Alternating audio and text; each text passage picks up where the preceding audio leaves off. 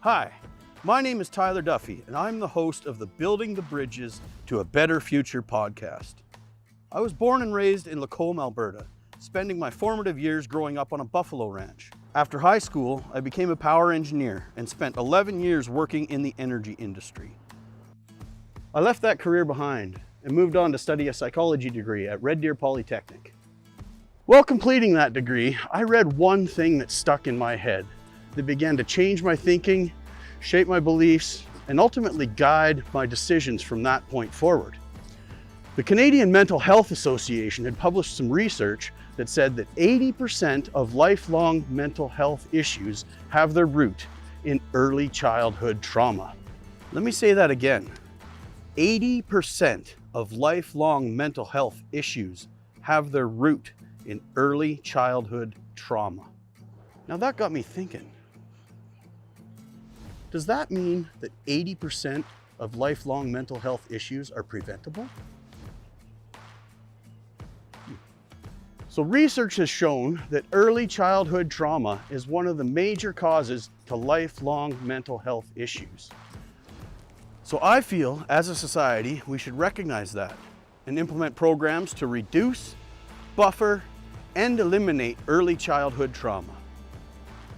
Otherwise, we will never be taking a preventative approach to mental health issues. We will be locked in a perpetual process of reacting to mental health issues when they surface later on in life. Like the old saying goes, rather than mop up the bleeding, you gotta stop the bleeding. Now, this was new information to me, but professionals in psychology, education, and the social work world are well aware of this. And community leaders in Red Deer had started to create programs to address this issue by increasing the amount, variety, frequency, and quality of social support the kids get at critical stages in their social and emotional development. The hypothesis is that if we implement positive social support programs for youth and maintain them over years so that they become a permanent part of the Canadian culture, then it may be possible to turn the tide and begin a downward trend in the number of people that struggle with mental health issues in future generations. In this podcast, we will be interviewing the key people that created these programs and have worked tirelessly for 20 years to maintain them. The goal is to share what we've done in Red Deer, why we have done it, and how you can do the same in your community if you're passionate about taking a preventative approach to mental health as well. Come and check it out as we begin to build the bridges to create a better future.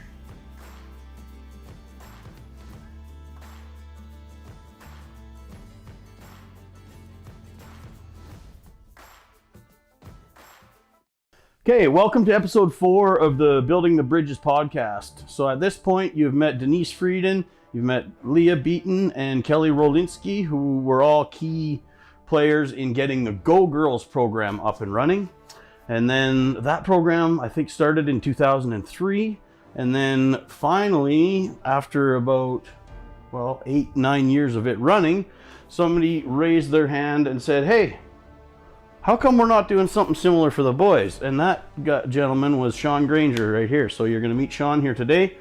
So just to kind of reiterate the purpose of this podcast, I went back to school kind of later in life. I did a psychology degree, and then I was lucky enough to start working with some key influential figures in my life. Sean was one of them. Greg Wells, who you'll meet in the next episode, was another one of them. And I got tasked with doing a literature review on, okay, we're going to create this day for boys that's similar to Go Girls. How should we do it, right? So I dove into this literature review, and long story short, I came out of that with the belief that if you want to combat mental health issues, you should, I think, focus as much resources as you can on facilitating positive social and emotional development in kids. Because in that literature review, I stumbled across a fact from the Canadian Mental Health Association that stated 80% of lifelong mental health issues have their root in early childhood trauma. So it's safe to say that early childhood trauma is up there with one of the top causes of lifelong mental health issues. So I was kind of like, rather than waiting until, you know, the cars rolled off the cliff and tumbled down and getting beat to heck and all dented up, and then trying to fix it after that, why not focus your attention on keeping the car from going off the cliff? So yes, I landed on the belief that the best way to approach mental health issues is focus on early childhood trauma. So yes, Sean, why don't you take us back to, well, first off, introduce yourself. Let's get, give us a little history about you as an individual, what defines you as a person, your professional and academic background as well. Sure. Yeah, so my name is Sean Grainger, and this is my 30th year in education, believe it or not. I know I don't look that old. Okay, yeah, so I was never destined to go to university, to be blunt about that. I'm the first person in my family to attend university. I didn't do very well in high school. Surprise, surprise, probably owing mostly to childhood trauma. So my parents divorced finally when I was 12. So kind of 12 years of age for me in my own, practice and research has become a pivotal focus number for me, age-wise. I feel like a lot of things go one way or the other round about age 12. I could talk more about that later, but that's primarily what we're going to talk about for the next hour and a half. So I went to high school in Fort Saskatchewan, Alberta. I did several jobs after high school, working in sod farms and agriculture, ending up in the oil field as a roughneck. Worked for a service rig company in eastern Alberta and western Saskatchewan, up north in Cold Lake. And I got a little bit kind of disillusioned when I would have a weekend off and I'd go visit my friends who are all living at Lister Hall at U of A. I'm like, what am I doing? And this is a co-ed dorm. So then, so I decided to see what it would take to actually attend university. But I didn't know what I wanted to do. So it was my mom who actually said, well, you have to find something you love doing and then find a way to make money doing it. And she told me at the time that I was the kid on the block who taught all the other kids how to ride their bikes. So I thought, well, I had a lot of respect for some key teachers in my life. So I thought maybe that's something I could do.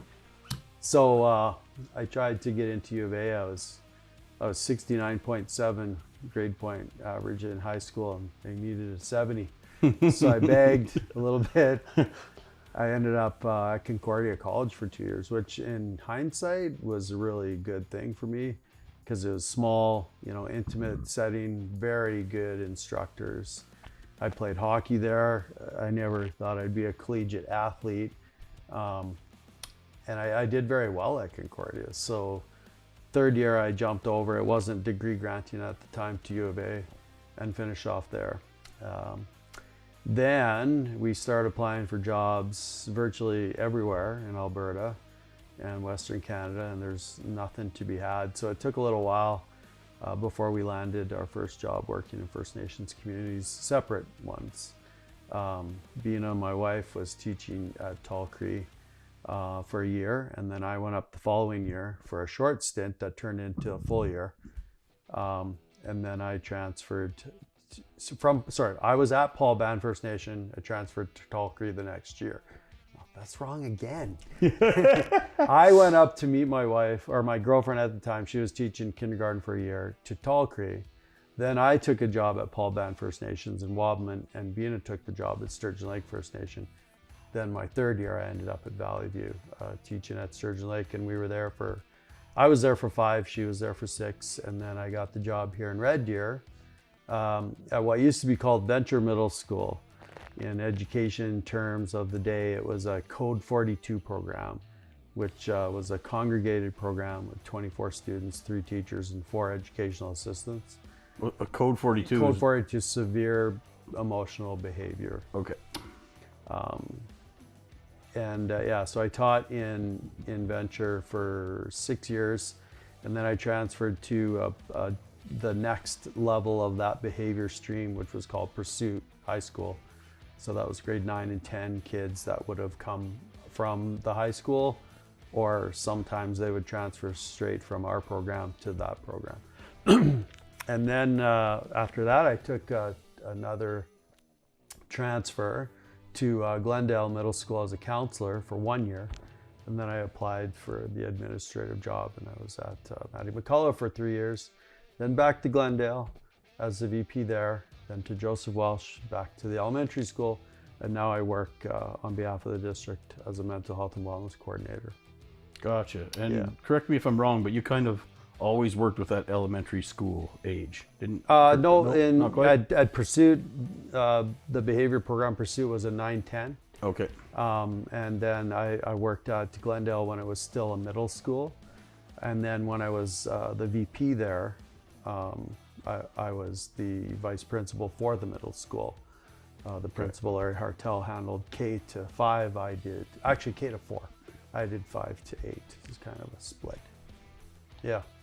Gotcha. And then you did your master's in something as well. Yeah, I started my master's degree when I was still in Venture Middle School, that behavior program. And largely just because I felt a desire to learn more about the kinds of kids that we were working with, what their background, how they ended up in this program, essentially, and what could be done about that. So it was, as a master, it's officially a master's degree in leadership, but my entire 2-year focus was on resiliency and how to foster that in people. Because I believe it's a teachable and learnable aspect. Gotcha. And what was your master's title? It's a master's of education in leadership with the focus on counseling. Okay, gotcha. Yeah. Right on. Okay. Presidential honors. Well done. 4 work, my friend. Yeah. Not that anybody cares.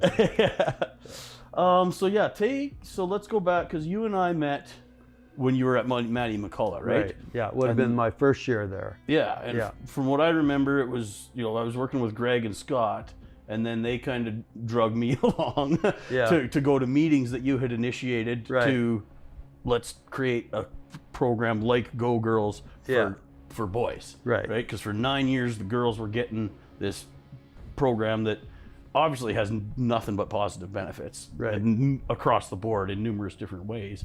And then tell us about when you landed in Red Deer and when you were like, wait a minute, why? Let's do something about this, right? So I just finished reading a book called Wait What. Have you heard of it? No. It's an awesome book. It's very short, easy to read. But that's exactly the reaction I had. When I went to Maddie McCullough, my first year in the office as an administrator, there was some discussion about Go Girls. And, early in the fall, because planning starts about that time for each season, each year, and I was questioning, what do the boys do? Because I was teaching grade 5. The targeted age group for half the day. So I asked the principal, and he says, well, that's your responsibility because you're the only male that will be here, and you're teaching grade 5. So just, various schools figure it out, do what you want. Yeah, I mean, it's just. Grandview, I believe, used to go golfing with them boys from their school. So every school is kind of on their own. Okay, I guess that's the state of things, but I wasn't happy about it because I just felt that that was a bit odd situation. So I had this sort of notion, perhaps I should see what other people think about this. So the first thing I did was I put out an email to the district, and I just said, so we have Go Girls, what about Grow Boys? And I targeted people that were involved with Go Girls and some other people that I thought might be interested in having that conversation. And the feedback was really diverse, I would say, ranging from full support to you can't do that at all because you're taking the focus away from the girls. I'm like, well, okay. So So then I thought, what would the community, I questioned, what would the community think about this idea? Mm-hmm. So I invited about 25 people to Red Deer Lodge for an early morning breakfast meeting. I just said, I want to ask you a question about an idea that I have and get your feedback. And one of them was Kathy White, who has since retired. So these were people, sorry to interrupt, they were people outside of the schools? Yeah, or was there there's a representative from Red Deer Catholic, because Okay. I know that their female population also went to Go Girls, so we should include them too. And I guess, was it primarily teachers and educators? No, it was not at all. Oh, yeah, okay, we already so heard people, from them. Yeah. Okay, gotcha. Yeah. So okay. step 2 was, okay, I know I'm pretty sure the school system will support this idea. So what do I think about the community? Because I know there was we had no budget, no money. So if it was going to happen, we were going to need the support in kind at least, but certainly financial support would be great too, of the broader community. So as the City of Red Deer, Parks and Rec, Chamber of Commerce, various business people that I knew that were keen to provide philanthropy support. It went, especially when the cause was kids, service agencies, some people in the social services, particularly the ones that work in, child welfare, Boys and Girls Club, all the people, It cost me a lot of money for breakfast that day, but it was 100% support. So Kathy White, who is kind of a funny story actually, when I had put out the word or the question, what did the school district, and one of the school board teachers at a different school said, great idea, but whatever you do, don't involve the health nurses because they try and take over everything. So a couple weeks later, I went to this conference, the Healthy Active School Symposium, which was, teachers and kids getting together and talking about healthy active living. And I thought I better find the first health nurse I could find because I hear they take over everything. So I tapped somebody on the shoulder who I found out through the grapevine works for Alberta Health Services. And it turns out Kathy isn't actually a health nurse. She did different things with health and welfare, working with families, kids, I guess from a social perspective. And she said, I've actually thought about this myself at times over the years. So she and I actually hosted that breakfast at Red Deer Lodge. So we had support. I can't remember whether Greg or Scott or both of them were there at that breakfast, but somehow through Kathy and other networky connections, we got, introduced to. Did you have more than one of those, or was it just that? Just one initially. Yeah. Okay, and then we committed to an entire year of kind of prepping and researching and rationalizing and trying to solicit funding support. And somewhere in that year before we actually hosted the first event is when we became acquainted with Scott and Greg at the college. Yeah. And by proxy or by virtue of that, also you. Yeah. And then, so that following, a year after that spring, would have been the May before the first event, we hosted a knowledge cafe at the college. Yeah, I remember I was at that. And part of that ended up in your research paper. Yeah. You did a scan of the literature and you put all together. I believe we got some publication out of it. Yeah. Yeah. I know I've searched it and found it online before. Yeah. So. Behind a paywall. No. Yeah. And then, the following year, we just kind of co-opted a logo, just said Grow Boys, and we were off to the races. Cool. Yeah, that's I always was kind of curious about that because I wanted to know more about that story because I knew that you were kind of the one that went, wait, what? Yeah, guilty. And then it was kind of, rallied the troops, and then, the whole committee came together, and, like Catherine and Greg and Scott. And of course, there's more names than we could list, but that kind of group. Judy Scott. Judy Scott. Yeah, Family Service Central Alberta. Yeah, she was a big part of it. Very key in the early years. Yeah. We had, Kinsman has been on board every year since day one. That first year, I also received a $10,000 grant off of an application I filled out.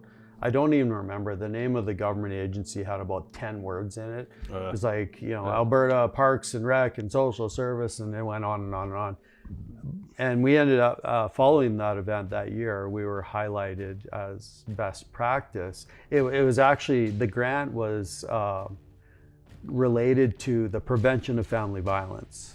And it was their thought that what we were doing with young boys at the time was very positive and correlative to a reduction in incidents of family violence when they get older and become family men themselves, husbands and fathers. Yeah. So that was an unanticipated notice that somebody, saw what we were doing and thought, this is probably going to be really impactful with respect to our issue, which was prevention of family violence. Gotcha. So, I mean, there's just so much potential for this to go in so many directions.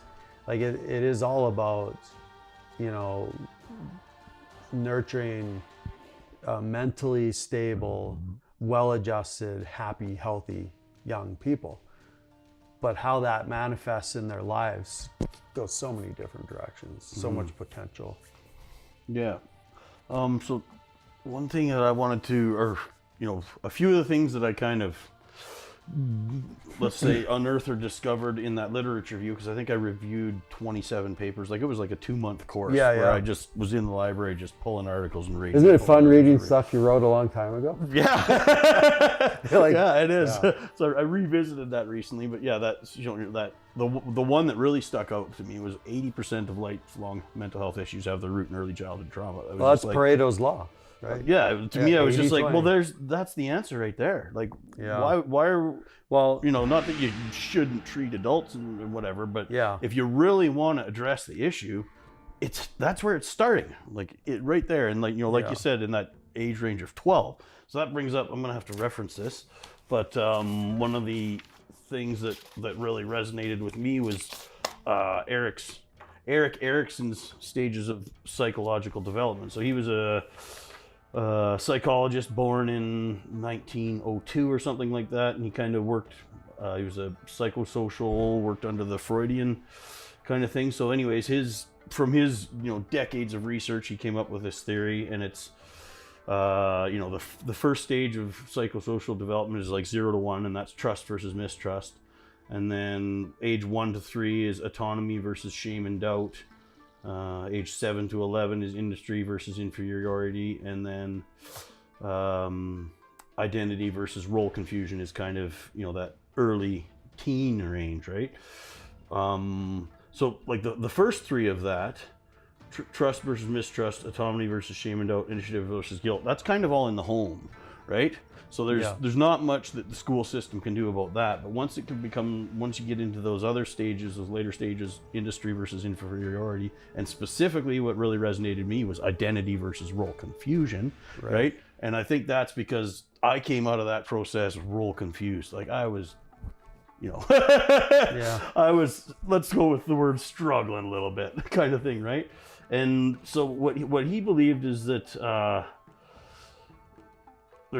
each one of those is a crisis where each conflict builds off the previous stages, right? So you can probably guess that if someone doesn't navigate trust and mistrust at the age of 0 to 1, that's going to have cascading effects down the road.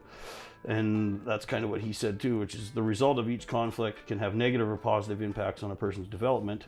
However, a negative outcome can be revisited and readdressed throughout the lifespan, sort of thing. So that was why I felt like, okay, so let's, looking at the age that we were working with, which was grade 5 kids kind of thing, which is in that, I think that's like 10 to 11 is grade 5 kids, right? Yeah. So they're just entering that identity formation phase. These are hazy boundaries, right? So some people, it doesn't happen like that at the same time for everybody, right? But no, they're generalizations. Yeah. But they're, Yeah, so zones of proximal development. there you are. Yeah, that's not a term I haven't heard for a while.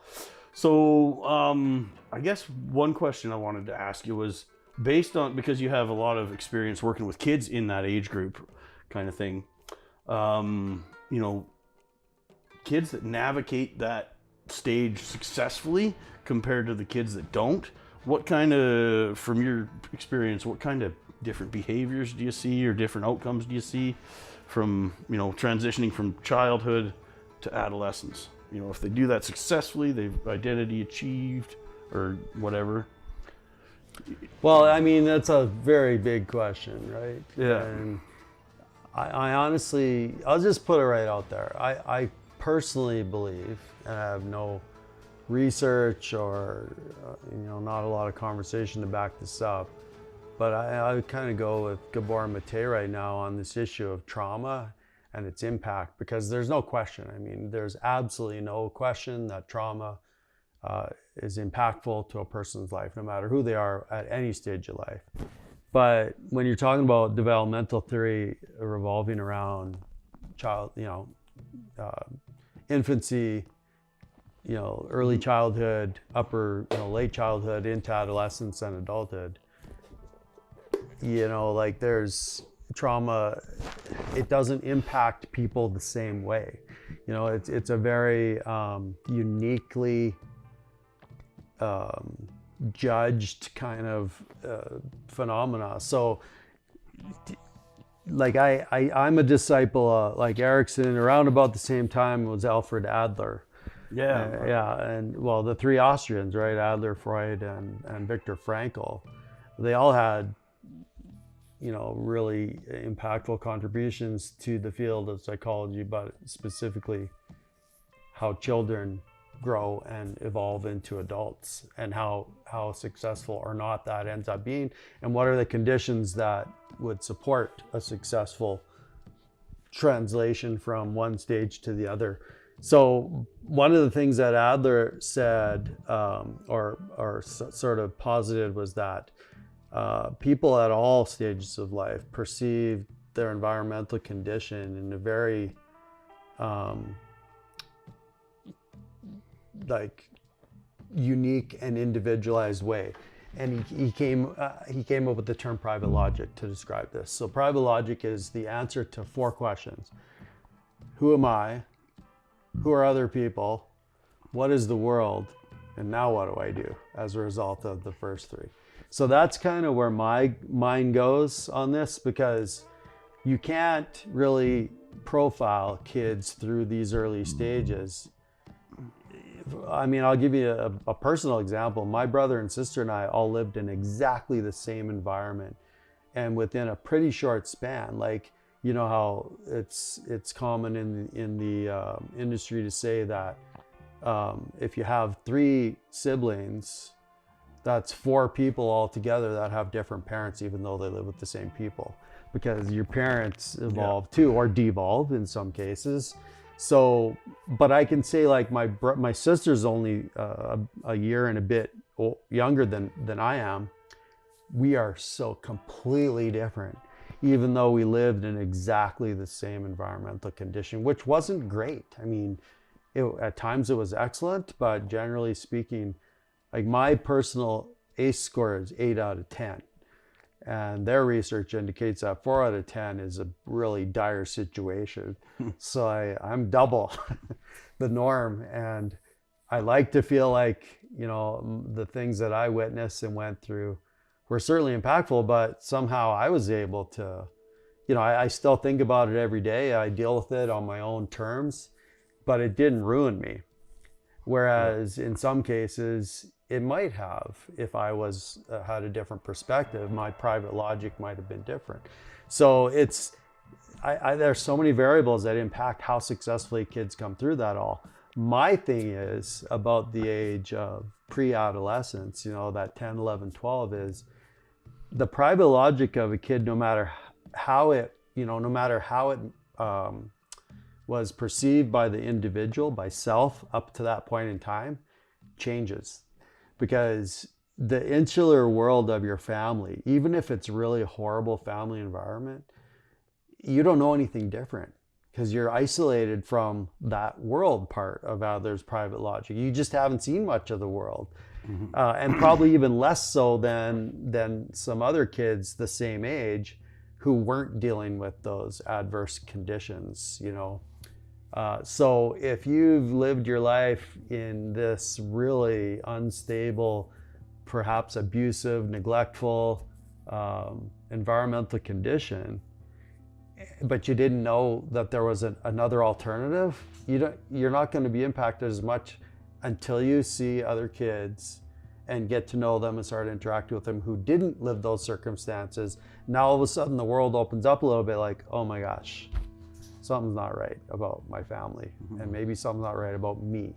So if we don't catch kids in that stage and provide them with an opportunity to see themselves through an alternate mirror, not the mirror that they see themselves through, the mirror of their family situation, but a mirror that gives them options, alternatives to be resilient and to resile and to come through that without some of those negative impacts of the trauma they've experienced, without perhaps even really knowing how bad it was at the time, then I think we're being irresponsible.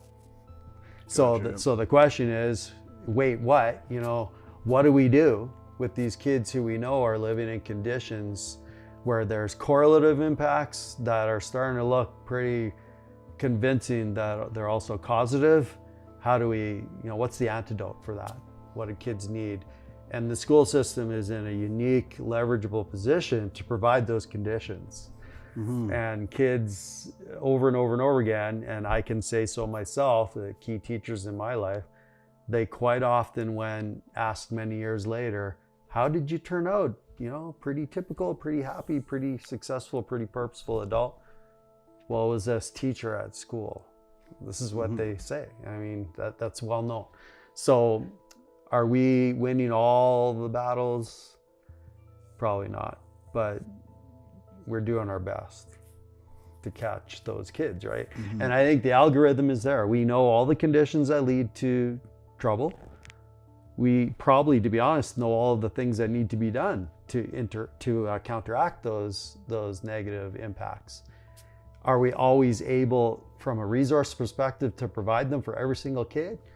Probably not, which is the sad part. So this is where Grow Boys got its, you know, beginning. Yeah. Gotcha. Erickson's good stuff too. Yeah, that's. So we got that done. We got that done. All right, so I talked about my belief that devoting as much resources as possible to early childhood development is a logically sound way in my brain of taking a preventative approach to mental health. Do you agree with that? Well, when I worked at Venture, my dear colleague and good friend Cheryl Wolk used to always say that we're winning when we are able to predict and prevent. You know, so it's this idea that we're not being reactive so much as we are being predictive and proactive. So that's what we would try to do. So yeah, like understanding the conditions that trigger negative outcomes, it makes it easier to mitigate them before they actually become negative outcomes. So how do you replace conditions? And I mean, let's be honest, right? Like a child goes home every day. And if it's not adverse enough for an agency like social services to become involved, they still go home there every day. But as young as middle elementary school, I can tell you that I've worked with several kids that, you know, were able to articulate in their own way an understanding that allowed them to displace their home environment from other environments, especially school. So school became their first place. Home was the place they had to endure and figure out ways to do that, to continue to get back to school and thrive with the supports that are in place there. And, you know, like, I love to believe that that's not a common reality where school is the preferred environmental condition where they feel supported and appreciated and respected and cared for. But in alarming numbers, I would say that is the case. So what is the school's role to impact the home environment? I don't know. I don't know the answer to that. Lots of people would say there is no role, that they shouldn't be involved, that it's not their job. Well, it has to be somebody's job, you know. So we coined the phrase process advocacy at Venture as well. And maybe somebody else used the term, but we thought about it on our own. If somebody else thought about it, I'm sorry for stealing your term. But we made a deliberate effort to be the centrifugal force in terms of advocating for the children in our care. Mm-hmm. So that meant inviting agencies to come to the school for all the meetings, interagency meetings. That meant making sure, if they weren't already, that parents felt comfortable to come and talk to us at the school. We solicited their input on planning. We solicited their information as well as they could provide it. Because, I mean, it's hard to have a conversation with a mom who was abusing substances while she was pregnant about how that is now currently impacting their child in school. But we were able to have those conversations, and people were willing to have them with us. And I can't say we understood how we needed to approach those things at the time, but we just did it from the most loving, caring point of view that we could. Said, we're not judging, but we need to know this, because in order for us to be effective, we need pretty much, I call it the story behind the story. Yeah. Lots of kids come to school, they present really challenging behavior, really challenging attitude, really challenging perspective, aggression, you know, they're not engaged in learning, all the stuff. We need to work with that then and move from this point forward. Because we see that's the story on the surface. But if you go a few layers deeper, there are always conditions that led to that state. That's what we needed to know. So we have to kind of start at that level so we can get to the surface where we're dealing with a kid that's sitting there ready to learn stuff. Mm-hmm. Yeah. Gotcha. Yeah. So to kind of resonating on that theory a little bit, I remember when I learned about the different parenting styles. I don't list them off or whatever, but there's very clear. It's very well researched. The outcomes are very clear, sort of thing, right? So my initial thought was like, well, we should teach parenting skills, right? Yeah. And then but then rabbit holing further down that, I was like, no, I don't think there's anybody out there intentionally being a bad parent. You know what I mean? Yeah. I think everybody's doing as best they can with the resources they got. So then I was more like, I think that to me that's down the river problem. If we can focus on, you know, helping kids navigate those stages of early childhood adolescence, become identity achieved, you know, and become emotionally balanced people, then you don't have to worry about teaching parents skills because they're gonna naturally do it. Well, right? Those upstream, downstream, I guess, those kids become the next generation of parents. Yeah. So but I totally agree with you though. I've struggled with this too. I've actually always been really opposed to the idea that there's a script to successful parenting. Yeah. You know, and it's, I don't think it's, you know, I don't think it's a teachable reality, but there are conditions that correlate to successful family, you know, social dynamics. Yeah. So we can present those to people. We can't force them to pick up what we're laying down.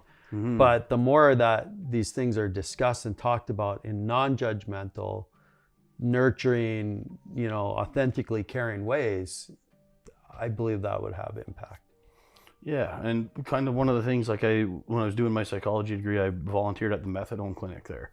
Totally. And first off, I was blown away by the amount of people that were, you know, abusing opiates and heroin in Red Deer. I was like, are you kidding me? Yeah. Right? Like when I saw that number, I was like, this is my city. Yeah. I blew my mind. Anyways, right? But so anyways, sitting in with some of the sessions there and stuff, and listening to the doctor, but there was some people that were coming through there that were 4th generation drug addicts. You know what I mean? So they're born, into just the worst situations or whatever. And of course, now they started using drugs at a young age, and now they're on methadone trying to get off heroin. Self-fulfilling prophecy.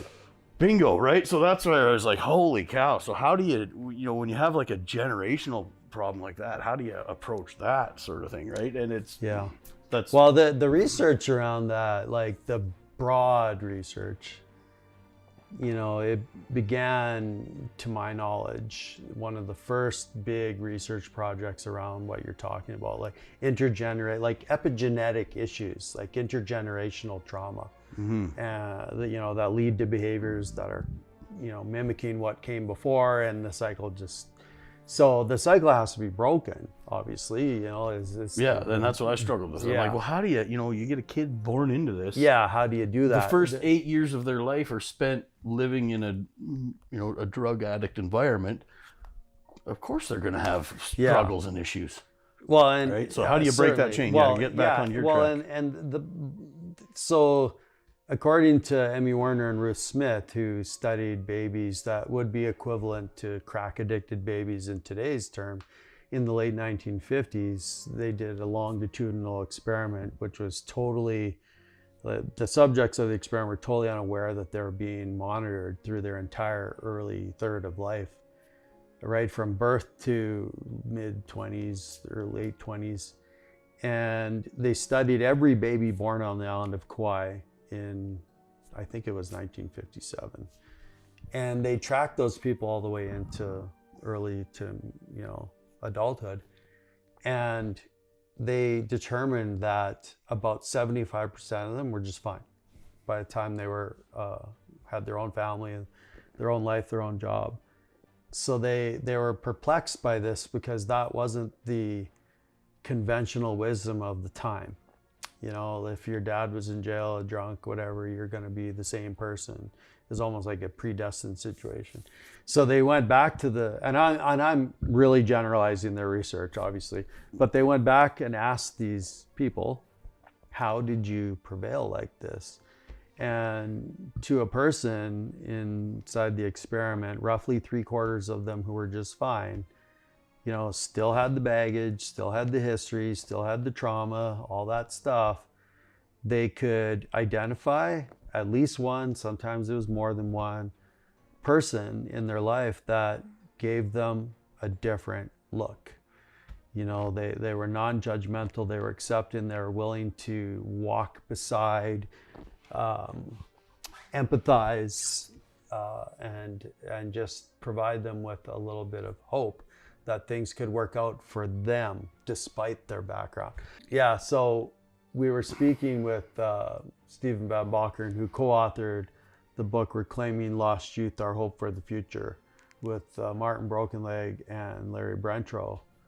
And Stephen was talking about, we spent a couple days at Nakota Lodge at Morley, just west of Calgary. And they were talking about this concept of the cultural tale. And one of my colleagues, David Nicholson, the cultural tale describes all of that stuff that's happened in your life, your story. So David says, well, he sort of accidentally created a new metaphor. So the cultural tale could also be spelled T-A-I-L. And Stephen answers, he says, what do you do if your cultural tale is just horrific? It's untenable. Irreparable, pardon me. And Stephen looked at him, he says, well, no, you can't cut it off. Yeah, that doesn't work. But he said, think about a cougar walking through the forest, and the tail is long, but it's behind him. He said it doesn't lead him where he needs to go. It's very sensitive. If you've ever seen a cat tail, you need to try and get within an inch of it, and it's twitching. So it's informing them, but it's not leading them where they need to go. I thought that is such an awesome metaphor. Mm-hmm. So we can't deny where we come from. I in fact believe personally that you have to embrace where you come from, and that needs to be part of your story. And the more you can share that with other people, I I think are more inclined to be present for you and offer you alternatives despite your family condition. So kids need to know this. You know, you can't sit down with a 5-year-old and have this conversation. You know what you need to do about your family, but it has to be like almost like a covert operation with lots of people involved. The more the merrier, because we know it takes one. But if there are 15, the chance that one will emerge as a really key person in the life of that child, then that's good odds. Yeah. So I guess the best, but probably kind of feeble answer I have to your question is, what's the antidote for all this crappy stuff that goes on in kids' lives? I think the antidote is good things that also go on in that kid's life, and exposure to those things, and a deliberate intent, a deliberate effort to teach them that they can be self-determinant, and probably a lot sooner than they would ever imagine. Like in Alberta, you can legally emancipate yourself from your family at 16 years old with government support. Now that's not ever a good situation, obviously. There are certain conditions that lead to that, and none of them are good. But what is family anyways these days? You know, like I consider you to be a brother of mine. Yeah. You know, we've known each other for a long time. We don't hang out regularly, but we always come back, you know? Yeah. So all human beings on earth have the opportunity to define who they consider that group of really tight, close inner circle people. Yeah. So you can't teach it explicitly, but you can show them we're good people for you. Yeah. And I say to teachers a lot, like, you got to be ready, because if a child chooses you, you're it. And you have to know what to do when that happens. You can't screw that up, you know, because that's one that they check off the list. Nope. We need more yups. If they reach out and and they don't feel accepted, kind of thing, then, right. Yeah, then that probably just disheartens them and crushes them even more, right? Yeah. Closes them off even more. Yeah. In previous kind of philosophical discussions we had, you've talked about this concept of alternate mirrors. That is something that I have always found really fascinating. So can you rabbit hole down that and talk about what you mean by alternate mirrors and how important they are and how influential they can be? Well, like critically important. So to me, an alternate mirror, if you just think about, you know, that private logic concept again. So I am, the world is, other people are, therefore are what? How do I view self? What is my self-image? What is my level of esteem? How do I view my place in this social dynamic and this physical world that we live in?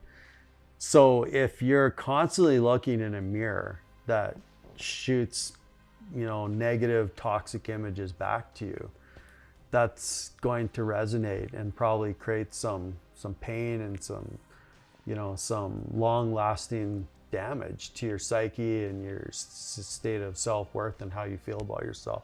So those of us who are aware of kids who are living in that kind of alternate perception of themselves because of what they see reflecting back on them need to have alternate mirrors that reflect none of that and a whole bunch of the opposite of that.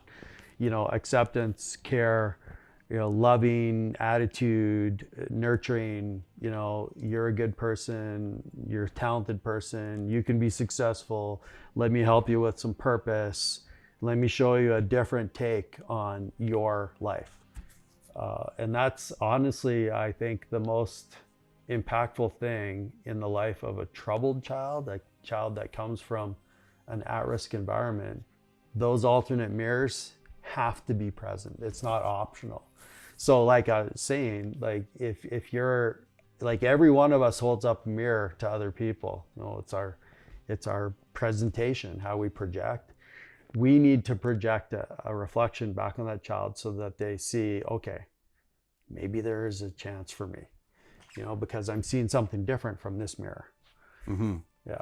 So is it, to make sure I'm wrapping my head around this, is an alternate mirror, is that essentially kind of a positive role model, or? Well, not so much like we're going with the mirror is a person, right? Like it's another person, right? So Yeah. you've got this mirror that's giving you negative energy, and if you're getting nothing but negative from Right. that mirror, then you need an alternate mirror. Right. So that's what you mean by an alternate mirror, Right. is a different individual to Right. connect with. Or hopefully Right. several. Or yeah, You yeah. know, and yeah, Like you said, the more the merrier. So, yeah. And the idea is that, you know, if it's all about what you think about yourself, you know, and if, like John Bowlby, when he came up with this idea of attachment theory, prior to age 5, if you're a child that suffers from reactive attachment disorder, the reason for that is because you have literally been void of the conditions that will help you feel loved, cared for, safe, appreciated, respected, you know, and you don't recover fully from that. That's what the research says. So the alternate mirror in the case of a child who's not receiving those things is the person who provides those things. And that doesn't have to be a family member. Yeah. You know, and like what is family in today's world anyways? I mean, my wife had a class in the past of grade 1 kids, 27 kids, only 2 of them live with both their mom and their dad, and only one of those was a married couple. Like, I've seen grandparents, older brothers and sisters, teenagers literally raising themselves, taking care of themselves, you know, couch surfing from one friend's house to another friend's house. So this idea of the nuclear family and that is the only good way to raise children, I think we're past that. Yeah. and if we aren't, we kind of have to be, because that just doesn't happen as routinely as it used to. Yeah. Gotcha. Cool. So on the alternate mirror avenue, so let's dive down this one. You talk in depth a lot about the 40 developmental assets. Yeah.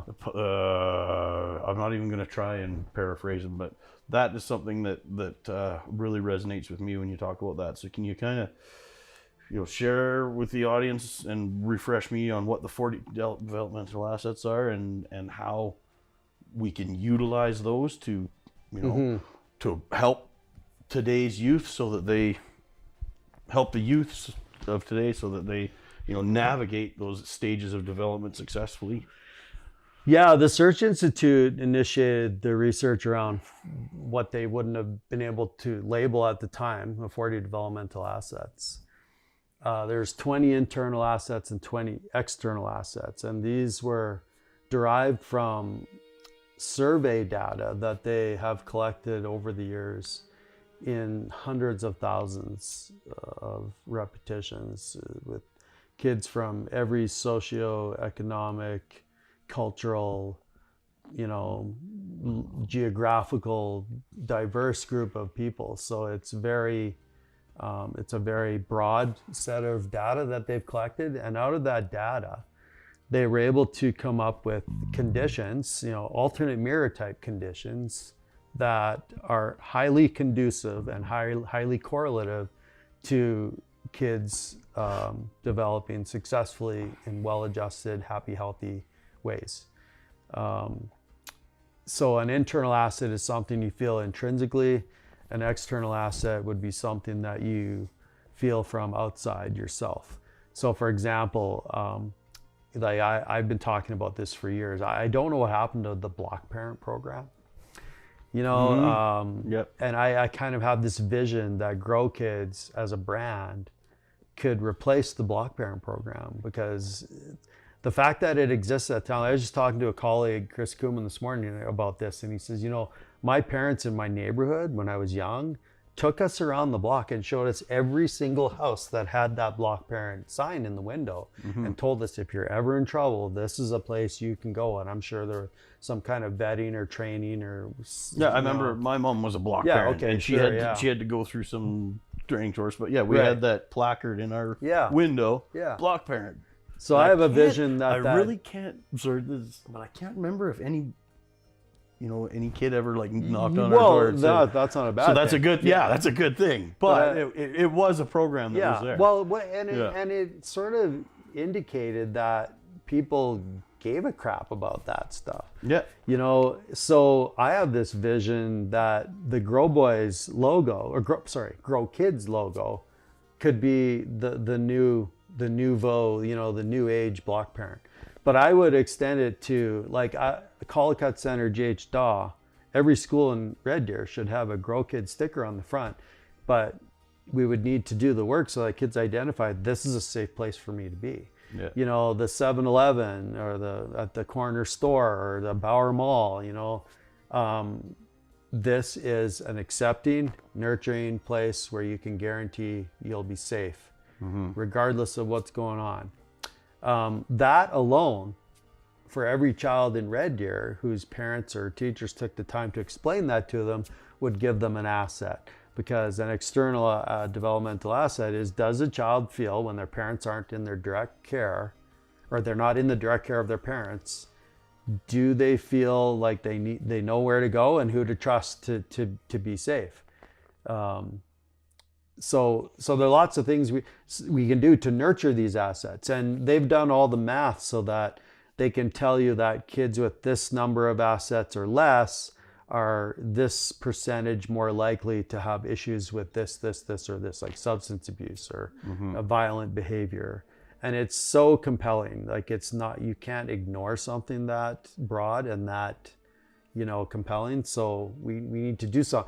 The ACE scores is another one because they came up with the adverse childhood experiences based on clinical interviews and you know, medical care, realizing that kids are reporting some really yucky things and what's going on. So they came up with 10 markers, but they realized quickly that we can't just throw that out to the world. We need to have some kind of strategy to mitigate. So they came up with positive childhood experiences, PCEs. So it's a similar idea to 4 developmental assets. So this is why I'm talking to psychologists in the school that say, we know the algorithm. We know the conditions that lead to lack of success. Yeah. We also know the conditions that lead to success. So it seems like, you know, Occam's razor, right? The simplest solution is the best solution. What we really just need to do is focus on providing those assets or opportunities to grow those assets. And some of them are super simple. If you play grade 5 basketball, that's an asset. 3 or more hours a week involved in an extracurricular activity. Yeah. You know, so highly promising, well vetted, very highly respected research. We just need to do more. And then figure out how to, I guess, make sure that all kids are, you know, have. Because I remember in the last interview I did with you, you said something about like the science and the research shows if you have 20 internal and 20 external, you're good. Well, that's 100%. Yeah. Right, No, the book, I wish I had it here. It's a little pocket book. Each page is one of the assets, and it will tell you that if you count this one, you'll be 98% less likely to beat up your wife. And you know, I'm just pulling that out of the air. Yeah. But they've got stats that are that specifically applied. Yeah. So how do we ignore something like that? But if you ask any person around Red Deer, what do you think about the 40 developmental assets? Most of them will go, huh? Like, they're probably going to think about like assets. Like, what do you mean, equity? Yeah. Like mutual. We're talking about mutual funds and investments here. Well, it's like we're absolutely missing the mark on that. And I know there are agencies out there that are trying to promote it, and the best way is through the school, you know. Yeah. But there has to be a will to target this captive audience we have every day in the thousands, and address things in a way that will resonate and transfer to other community contexts. So the developmental assets is, like, I guess, you know, we're not going to be able to communicate what all 40 of those are in this aspect. But if you had to pick, you know, a few top things that you wanted to share with the audience about the 40 developmental assets, let's kind of hit those, and then we'll kind of move on to the next question I got, sort of thing. Like, you want me to talk specifically about certain... Just what are the key things that you think everybody needs to know about the developmental assets? Because I currently don't know them, and I would like to know more, other than read the book myself, right? Right. Yeah. Yeah, so the 40 developmental assets, we have 20 that are internally understood or felt, and 20 that would be extrinsic or deriving from our environment, which includes people. People are part of our environment. Probably mostly our social environment, right? Yeah, for sure, yeah. So the process of nurturing those assets is super direct and clear. You know, like we just have to look at the list, and the first thing that you would do in the process of leveraging that research would be to do an audit. And when I did it in graduate school with those kids at Venture, you know, clearly it's predictable that they were lower on the scale of how many assets they could identify as, yeah, I've got that one. I feel support from, you know, my parents at home. I can talk to my parents without feeling anxious or guarded about things. So when we kind of get a raw score in the process of surveying a child about, because like one interesting thing I found when I did the audit with those 24 groups as a sample, the one I've already mentioned, do you feel like when your parents are at home, you have somewhere safe to go, an adult you can trust in case you're in some kind of trouble? None of the kids said they had that person, and about 2/3 of the parents said they did. So I interviewed the parents and the children separately, and that's pretty fascinating reality. So parents say, oh yeah, of course, you know, the neighbor next door, and the kid says, I wouldn't know that guy for any reason, let alone to feel safe. You know, so it's really important in my mind when you audit how many assets a child may possess at any given time, that they need to actually feel that for themselves. It's not us judging whether it's in place or not. So it's a big conversation, you know, and they need to fully understand what that asset, how you would actually describe that asset, so you know that it's the validity of that survey has to be solid. And then it's a simple imperative to look at the ones they don't have and try and figure out ways to engineer those, because they are like a little bit different engineering an internal asset, but not impossible, you know, because that's just counseling, therapy, just presenting a different perspective, offering different options, how to view the world, learning about things that impact their lives. The external ones are just really easy. Like I said, involvement for 3 or more hours a week in some kind of extracurricular sport or art activity. I think they actually distinguish between those two as two separate. So if you're involved in athletic things or if you're involved in artistic things, that's two separate, if I remember correctly. Mm-hmm. So, you know, like, doesn't cost anything. Mm-hmm. Pretty easy to take a look at, have a conversation with the young person and about those 40 assets and figure out, okay, what are the ones we need to work on? And the more you check off the list, the less likely you are to have issues as you grow through the developmental stages. Gotcha.